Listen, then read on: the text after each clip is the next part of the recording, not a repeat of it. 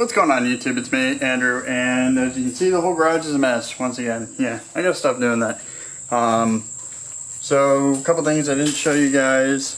The exhaust on the Jetta is redone. You guys might have seen the clip of me two-stepping it. I gotta do a better clip at night when you can see flames. Maybe in this video, maybe underneath here. Yeah, you can't really see. Anyways, 2-inch exhaust on here. Now I have a 3-inch exhaust back to a dual outlet muffler that I think is like 2 1/4, 2 1/8, something like that. I don't know, but it sounds a hell of a lot better. It's got a little rumble at low RPM, and at high RPM, you don't really hear anything. You can be cruising down the road going 50. You don't hear any noise in the car. It's nice and quiet. So you get that nice noise, but when you want to cruise, you don't have any noise. Definitely made a difference in power. It was bottlenecking, so pretty much it was going down 3-inch down to 2-inch, and it felt like the car was turboed, but it wasn't doing anything. Literally felt like a pointless turbo. This exhaust felt like 20 psi. It felt like it was pushing 20 psi again, which I thought was weird because when I first put the car together, I drove it, it felt a lot quicker than when I put the exhaust on. Thought it was like the MAF and everything else I changed. Not that. Nope. Nothing to do. Exhaust made all the difference. Feels so much better, pulls so much harder. So yeah, that's that. Let's get to it. Right now I have the boost gauge ran just kind of half-assed. It's just ran underneath the dash and comes out here. I drilled the hole. Yeah, not too happy about drilling the hole there, but you don't see it. It goes up, over, and through the fender, which, yeah, it could pinch it, could cause a vacuum leak, but it's temporary, because next video, I think it's going to be next video, it's supposed to be here in a couple days, I have a gauge pod for up here. That way I can actually see the boost gauge, and I'm not looking down here and not out at the road, you know, that's kind of unsafe. Couple unanswered things I didn't say in the whole 1/8 swap video. I didn't feel like buying like an $80 hose for the brake booster. I have this vacuum hose here, ran back to the factory check valve and to the stock 2.0 elbow. It kind of gets in the way. The factory one for the 1/8 is supposed to loop down, around, out to the side, go up to a T up here and go to the PCV valve. No PCV valve set up on here. The breather system right now, it just pipes from up here down to here, off of the oil cooler housing down there, and just kind of swoops up, goes around, and back to the hockey puck. I have no catch can on here, so I'm just dumping oil into my intake pretty much. I have the catch can, haven't gotten around to that. I have to get something that looks half decent other than doing this, and I gotta go from like 3/4 down to like 3/8, which is kind of a step down, and I don't want to make it look crappy, but this kind of looks crappy too. Catch can's kind of a brighter blue, but it's gonna mount over here somewhere. Yeah, next to my 0-gauge snake amp wire with 175, they have a special braided protector on it. I tried to use the 2.0 ones and modify them. That did not work. I kept leaking, and I lost a lot of coolant, which should have just used water until I found out it didn't leak, but you learn from your mistakes. Other things, I have these, I forget what brand that is, G Plus Performance Series intake hoses. I really didn't actually plan on getting in performance stuff for this, but I needed this hose. I couldn't find it aftermarket anywhere without spending like $137. So, 40 bucks for the whole kit. The only one that doesn't fit very well is that elbow back there and the pancake pipe one down there. Yeah, but I mean, it looks nice. Nice clean engine bay. Air filter, stock, well not stock, but pod filter, aftermarket, 25 bucks or whatever. 10 bucks I think if you go on Amazon. I don't know what you're supposed to actually do about this plug. That's from the 2.0. It's from the, I use the 2.0 body harness on here.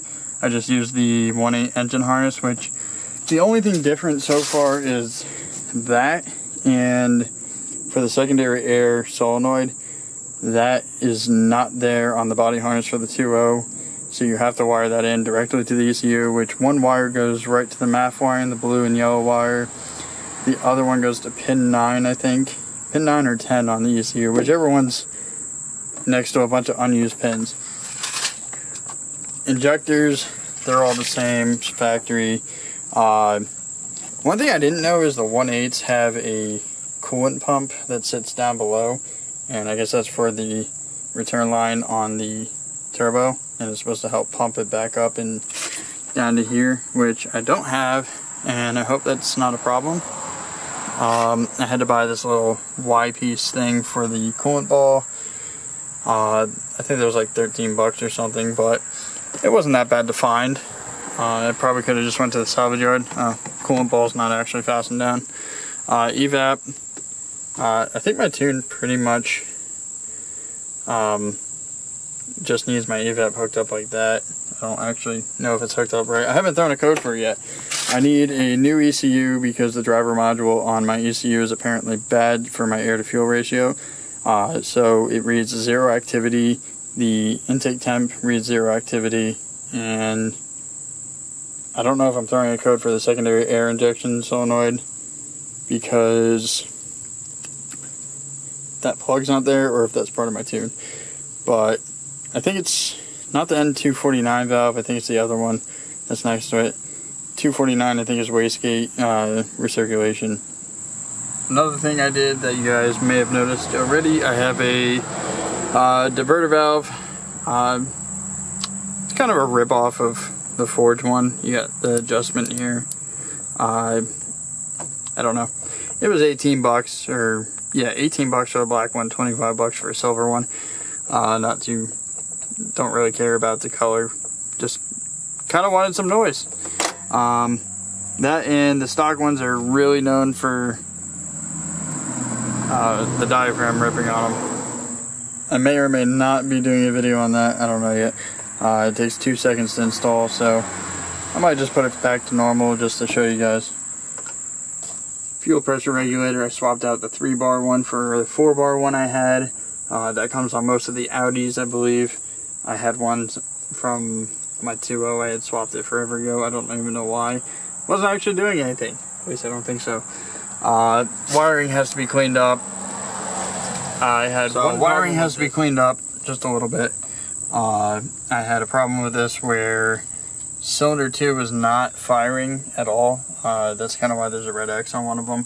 I know that's not cylinder 2, that's cylinder 2 over here. But I had marked the first one I started playing with, and I never wiped the X off of it. So pretty much cylinder 2 kept throwing misfire codes no matter what coil pack I put on it. So I tested all the coil packs on every other part of the harness. They all fired.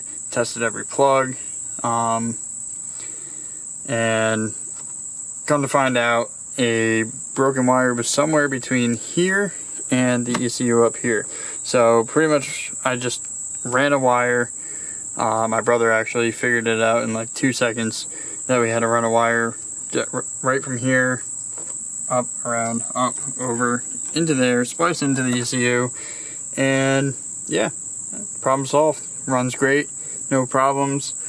The wire probably could have been a little bit thicker, but this isn't really the thickest wire either. I originally thought it was the ground point or something with this because there's a bunch of cracks in this wiring harness. These had a lot of problems from factory with coil packs and coil pack harness issues. So I didn't know which one to start with. My brother just brought up a wiring diagram and decided to do it the easy way.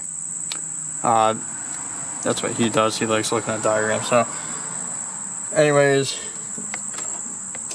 map sensor, an intercooler factory, down to the pancake pipe, up, over, all stock intercooler piping.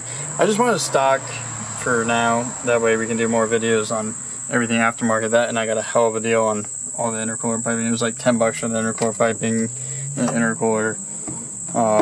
Pancake pipe I ended up paying 15 bucks for because I needed that. To answer any questions about the alternators and the AC compressor and the power steering pump, as you guys can see in my video, I had to flip the AC compressor up and over out of the way. That's also why it's all scratched up. It's the same stuff it is from the 2.0 and the 1.8. I actually reused that whole bracket in that video. AC I wanted to keep filled. I didn't want to drain anything because the AC already worked on this. Yeah. All the power steering stuff is the same. I didn't change any lines on that. The coolant hose here, I forget what I did. This I had from the 2.0, and I had a broken piece on the 1.8, and I had to join some stuff together. This ended up routing down here to this weird splitter thing, because that's all I had. And it goes up and over, I think, to the coolant bottle. I don't remember.